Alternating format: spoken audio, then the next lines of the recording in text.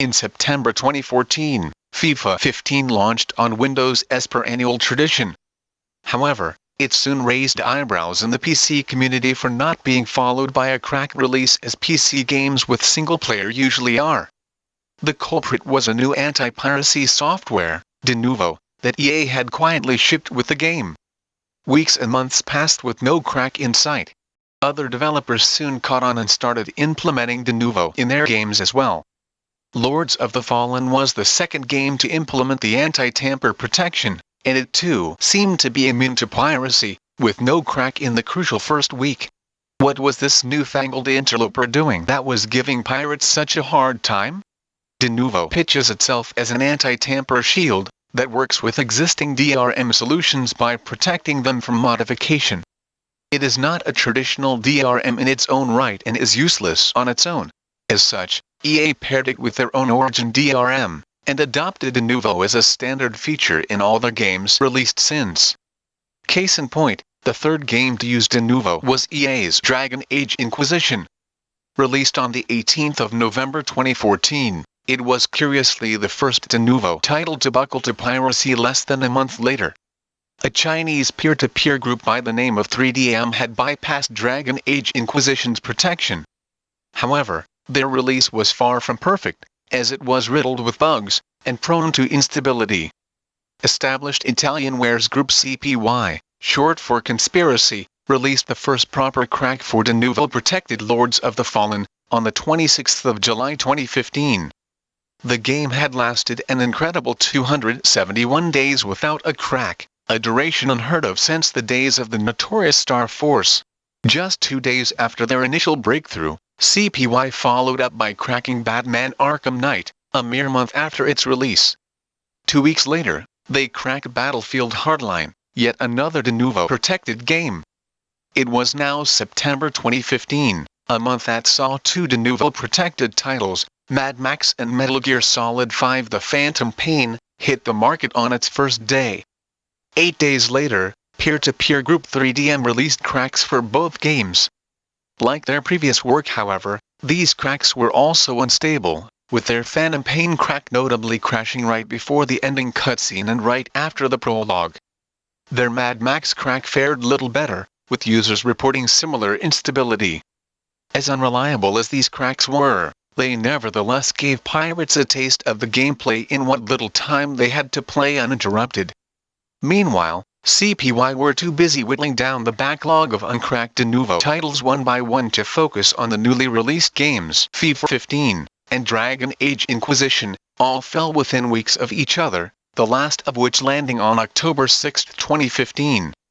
The next Denuvo crack from CPY would take another 10 months, leaving a gap for other enterprising hackers to step in. However, 3DM, the first ones to bypass Denuvo, were not among them. They threw in the towel barely a week into 2016, and declared piracy would die out in 2 years. In August 2016, a Bulgarian named Voxy exploited a loophole in the process that Denuvo used to activate the Doom demo, and used it to bypass activation for other paid titles. He released a barrage of bypasses for a plethora of full-price titles in rapid succession. For a short while, games including but not limited to Just Cause 3, Rise of the Tomb Raider, Doom, Inside, and Total War Warhammer were all freely accessible using his bypass, though an internet connection was required to connect to the permeable activation servers. However, the fun couldn't last forever, and sure enough, 3 days later, Denuvo had found and patched the loophole, abruptly cutting access to anyone who had used his workaround. Denuvo's victory was short-lived. The very next day, Conspiracy returned to the scene, with a proper crack for Rise of the Tomb Raider. The game had lasted 6 months without being pirated. 2 weeks later, on the 23rd of August 2016, Conspiracy followed up by cracking Inside, a month and a half after its release. Coincidentally, this was the same day another hotly anticipated Denuvo-protected title, Deus Ex Mankind Divided, hit the market. Another 2 weeks later, CPY had finally cracked Doom, nearly 4 months since its release. On the 2nd of October 2016, they cracked Mirror's Edge Catalyst, nearly 4 months after it hit the stores. Before the month ended, they released another crack, this time for Pro Evolution Soccer 2017, a month and a half after it landed on the market. Nearly a month later, on the 23rd of November 2016, they cracked Deus Ex Mankind Divided, 3 months to the day after it hit the shelves. The same day, the developers of Inside released an update that removed Denuvo, again 3 months to the day after Conspiracy cracked it.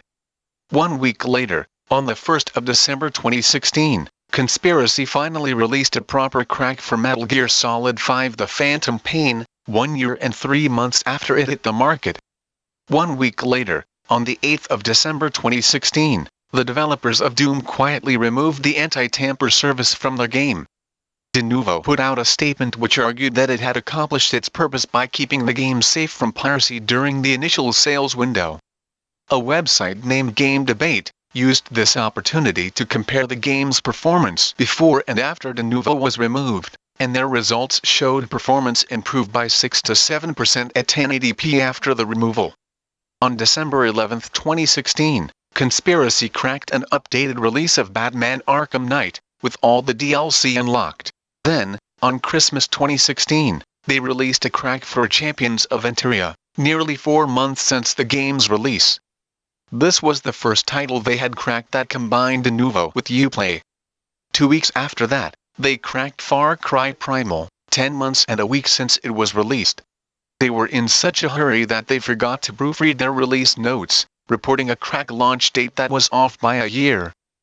On January 18, they cracked Watch Dogs 2, just over 2 months after its release. In the final days of January 2017, they made headlines for cracking Resident Evil 7 inches under a week of its release. Denuvo's marketing director responded that while it's correct that the title in question was cracked some days after release, given the fact that since every unprotected title is cracked on the day of release, our solution made a difference for this title. He finished by noting that so far only one piracy group has been able to bypass it. That was to change.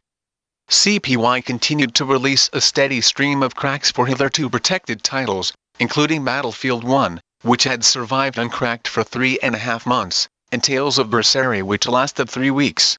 On the last day of February 2017, they released 3 cracks simultaneously, one for Just Cause 3, which had evaded piracy for nearly 15 months, another for Mad Max, the game that 3DM had tried to bypass before to some success, and the last one being Sherlock Holmes: The Devil's Daughter, 272 days after it hit the stores.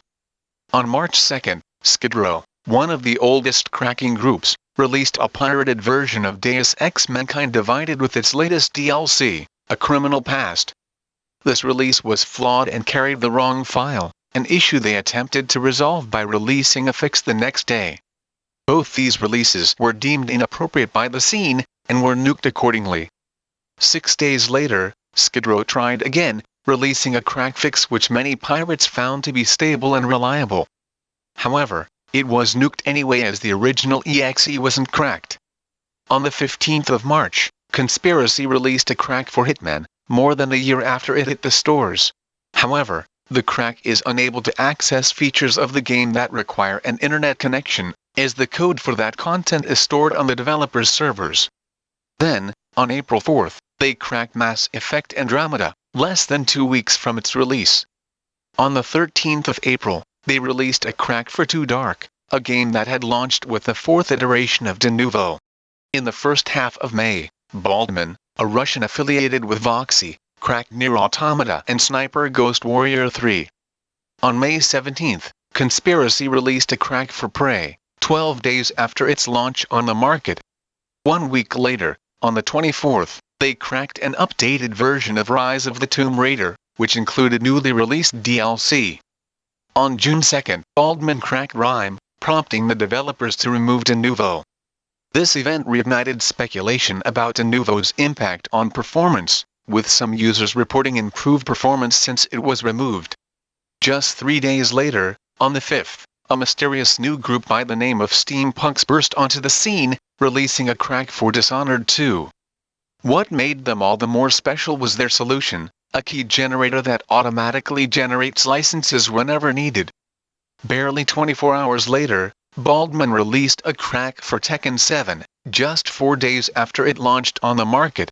On June 10, SteamPunks followed up on their breakthrough by releasing keygens for Adrift and Planet Coaster within hours of each other. 2 days later, they released a keygen for Abzu. On June 14, Conspiracy cracked Constructor, less than 3 weeks from its launch on the market. The next day, on June 15, SteamPunks released a keygen for World Rally Championship 6. Baldman released a crack for Bulletstorm Full Clip Edition. 2 days later, SteamPunks released their next keygen, this time for Total War Warhammer. Yet another 2 days later, they released a keygen for Motor Racer 4. On June 22, they released a keygen for Sniper Elite 4 Deluxe, notably including its dedicated server functionality. On the 25th of June, Conspiracy officially cracked Nier Automata, 3 months and 8 days since its release. On June 26, SteamPunks released a keygen for F1 2016. 1 day later, they released a keygen for Football Manager 2017. On the 4th of July, SteamPunks released a keygen for Unravel, 1 year and 5 months after its release. The same day, Conspiracy released a crack fix for Nier Automata to resolve any issues their previous crack had. On the 8th of July, EA released an update for Mass Effect Andromeda that removed Denuvo. On the 12th of July, SteamPunks released a keygen for FIFA 17. On the 22nd of July, they released a keygen for an updated version of Sniper Elite 4 Deluxe, along with its dedicated server. 2 days later, they released a keygen for Ghost Recon Wildlands. However, this release was soon flagged as defective by Conspiracy, who went on to release a proper crack for the title on the 5th of August.